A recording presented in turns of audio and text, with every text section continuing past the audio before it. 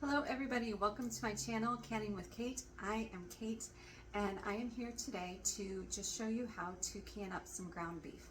It's not going to be seasoned and it's super easy. It's an amazing addition and helps to just kind of get a meal thrown together super quickly. You can make tacos with it, you can make sloppy joe with it, chili, whatever it is. You've already got it cooked, you've got it prepped, everything. You just open the jar and there you go. So it's amazing to have.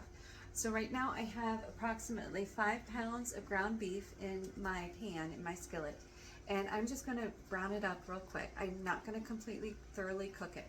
I found that when I do cook it completely, I did that in some sloppy joes like a year ago, and I completely cooked the ground beef and then I canned it. Now we're finding out that it tastes a little burnt. So it's still edible, it's still fine, but I can taste the burn flavor. So right now, I'm just going to brown this up just a little bit. I'm not going, you never want to pack the ground beef raw because then it just becomes like a hard thing of beef. Okay, so you want to make sure that your ground beef has been browned a little bit. Don't cook it all the way. It will cook and finish cooking in the pressure canner in that process. So I am just going to continue to work on browning this up on my stove in my skillet.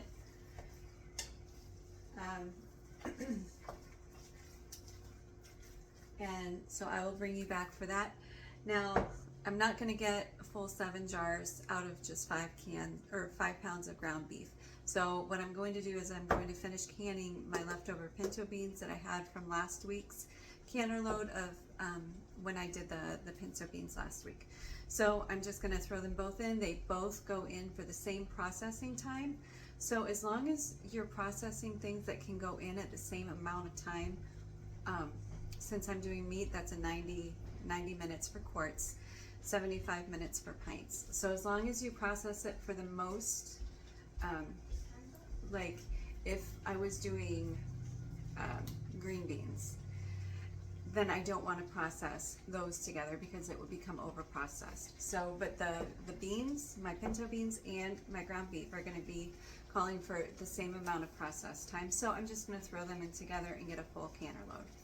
Meanwhile, while I'm waiting for this to brown for a little bit, I'm going to clean up my kitchen, do a little dishes, and then I will come back and we'll get started.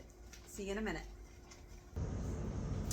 All right, I am back. So I have 6 quart jars here. I might have enough to make 7, so we'll see.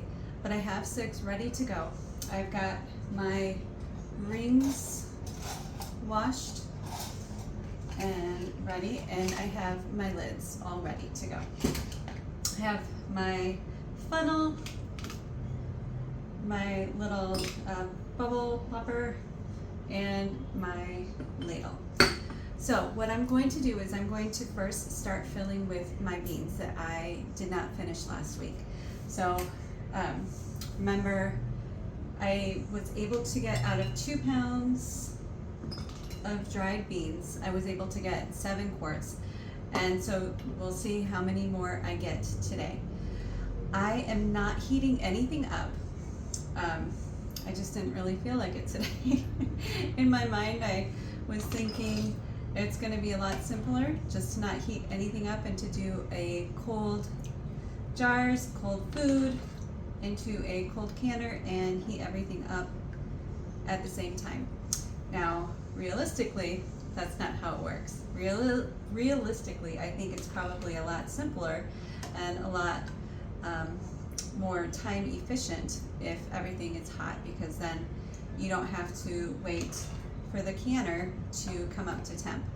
But in my head, I was thinking, this will be faster. So that's why I'm doing it. And I also thought it would be a good time to be able to just show people who've never done this before, the beginners, that this is a way to can. So today I'm actually going to fill my beans a little bit more than I did last week because I like my bean jars to be full, and I had probably an inch and a half left of space of just liquid, and I like mine to be a lot more full than that. As long as you're doing it safely, it's totally fine. So I'm still, a good amount of space away from that top, so that's fine.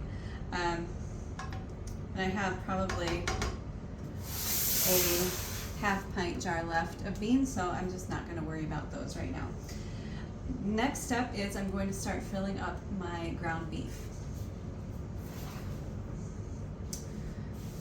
So with this, everything is cooked enough. I did not overcook it, I did not undercook it, it's browned lightly. So I'm just going to start filling up the jars. Now remember that this is approximately 5 pounds of ground beef that I am using today. Let me get this spoon rinsed, and then we'll start loading the jars.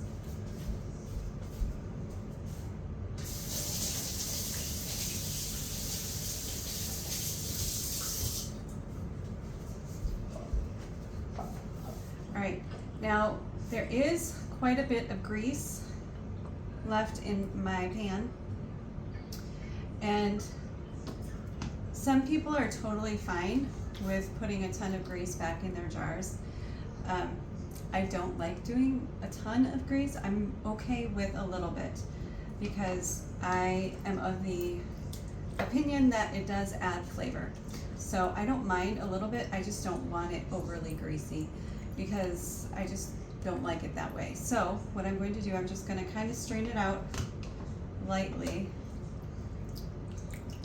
So the majority of the grease is going to stay in the skillet, and then everything else gets put in here. Now you can certainly season this, it's totally fine. The reason I don't is because I don't want to have a specific flavor in my ground beef before I know what I'm going to do with it. So if I'm going to be doing tacos, then I don't want a flavor that is not going to taste yummy in tacos because you can't take it out. So I'm just filling this up. I think this 5 pounds is going to get about 4 jars. So just think approximately a pound and a quarter of beef per jar is probably pretty good.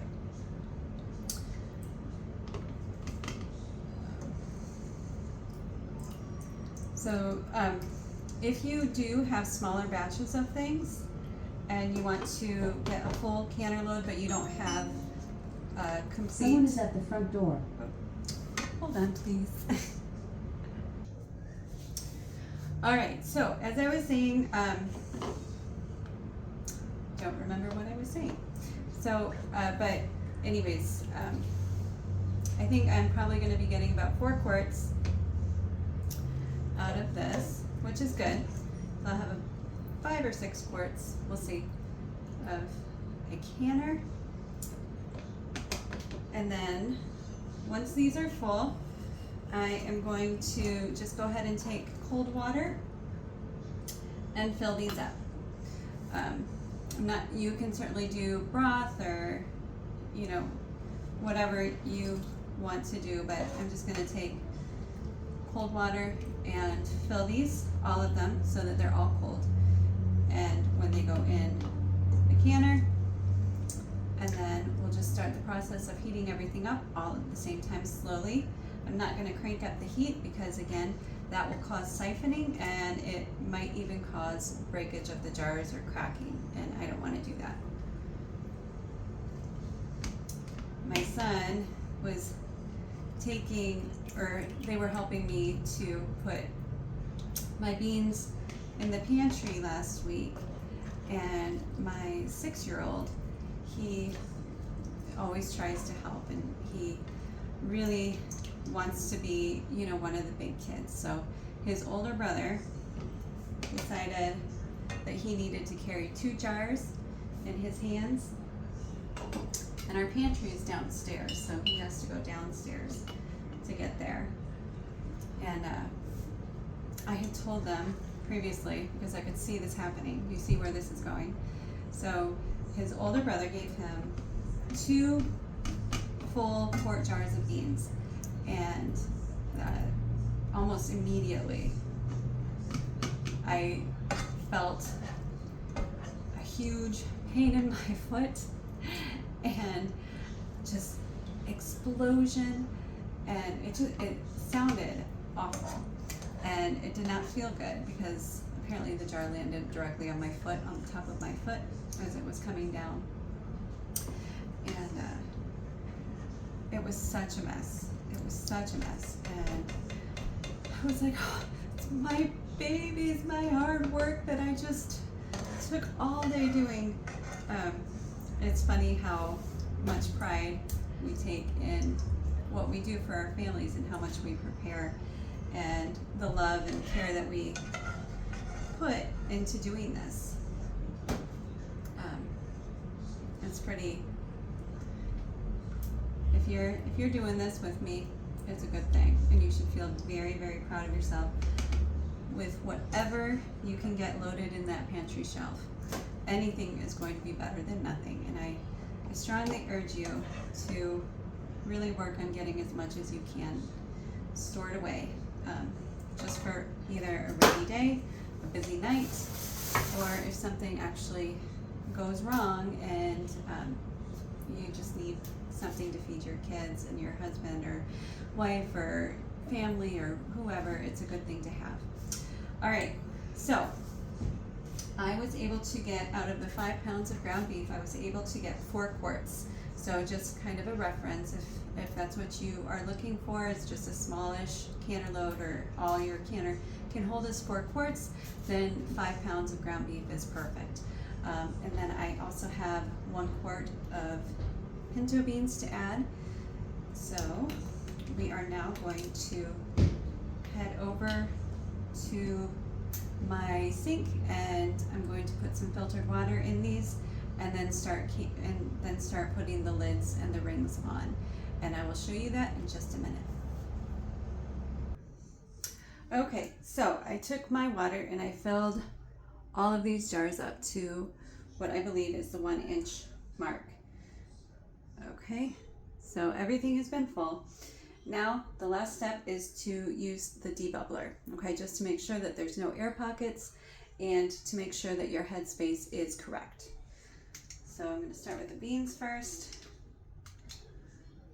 because I don't want to get all that grease into my beans. Okay, perfect headspace. All right. So I can kind of already see a bunch of the fat that's coming up, and it's kind of just a judgment call. I'm sure that there's, a limit for how much fat you want to occur in your ground beef or chicken or whatever it is, but I don't know that limit, and with what I see, I'm pretty comfortable with having on there. So checking all my headspace to 1 inch, and everything is just perfect, which is awesome. That never ever happens. I always have to at least adjust a little bit. Now for these, because the ground beef is so greasy, I am actually going to use a vinegar to clean the rims of these, because hot water might work, excuse me, but it is known that the vinegar is going to be a lot more helpful in making sure that that grease is not going to stick to the rims, and therefore cause your jars not to seal, and then you would have a lot of wasted effort, and you would have to do the whole process all over again, and I don't want to do that. So I'm just going to make sure that everything is very clean. There's no more grease on the edges of my jars, so that I will get good seals all around. So this is just a white vinegar.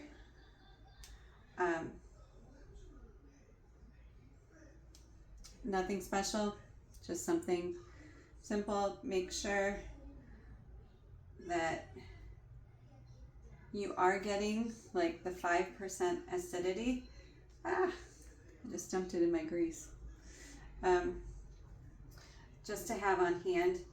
There has been noticed that some of the vinegar in grocery stores have started going to 4% acidity, and for canning that is not safe. So whenever you're planning on getting some vinegar, whether it's for canning or cleaning or whatever it is, just kind of pay attention and make sure that you're getting the proper acidic ratio in your vinegar, because some people have noticed that it has dropped to 4%, and that's not okay for canning if you use it for that. All right, so now I have my clean lids, so I'm just going to go ahead and place them all on. I have checked all the lids to make sure that they are good. Always check your lids, okay, even if they're brand new, because I have noticed that even my brand new lids, sometimes they are not usable. Sometimes the quality is poor, and you just have to be aware of that. There are so many Facebook groups.